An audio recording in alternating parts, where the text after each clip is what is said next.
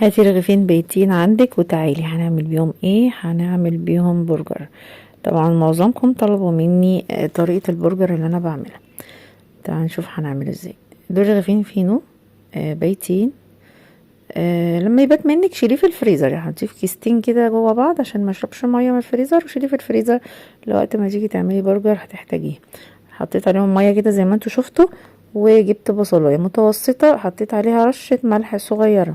ما بزودش الملح لان انا هحط خلطة برجر بتبقى مملحة. خلطة البرجر اللي انا بستخدمها خلطة برجر بتاعة الضحى. تمام.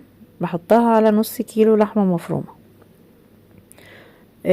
بحب بقى ازود انا بهارات من عندي، بحط كزبرة ناشفة وبحط فلفل اسود وبحط معلقة كده من المستردة. حابة تحطي فلفل حامي حطي، حابة تحطي شطة حطي لو انتي بتحبيه سبايسي. بصي ركزي معايا بقى. تاخدي العيش من المية، ما تستعجليش عليه، احنا يا ستي مش مستعجلين. هنصفي بالراحة كده واحدة واحدة واحدة لحد ما يبقاش فيه ولا نقطة مية واحدة. بالراحة كده صفيه. بصي ما بين ايديا الاتنين كده بصفيه. انا مش عايزة فيه نقطة مية واحدة عشان ما يخليش البرجر معايا يفك. تمام. البصل اللي انا بشرته حطيت عليه الملح، بس هو مفيهوش ميه خالص. حطيت عليه الملح وسبته على جنب. سبته على جنب كده عبال ما عصرت العيش الفينو من الميه وصفيته. هصفيه هو كمان في مصفى كده زي ما انت شايفه بظهر المعلقه كده بصفيه. مش عايزه فيه برضه التفل بتاع البصل، عصير البصل اللي انا محتاجاه بضيفه بقى على الخليط ده اللي انا عملته كله. وبتمسكيه كده ايه تخلطيه في بعضه.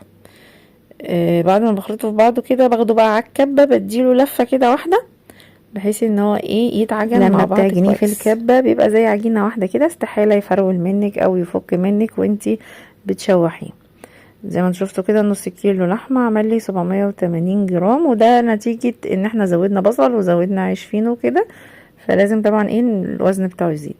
باخد بقى البرجرات بوزنها كلها قد بعض، سواء انت عايزاه 50 جرام، عايزاه 40، عايزاه 55، عايزاه 60، زي ما انت حابه.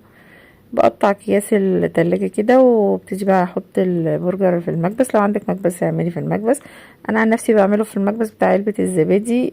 طبعا كلكم شفتوه معايا قبل كده، واللي مشافوش هيلاقي زي ما انت شايفه البرجر اهو بشوحه في طاسه تيفال ما تكونش بتلزق. بديها ايه نقطه زيت صغيره كده عشان ما يلزقوش.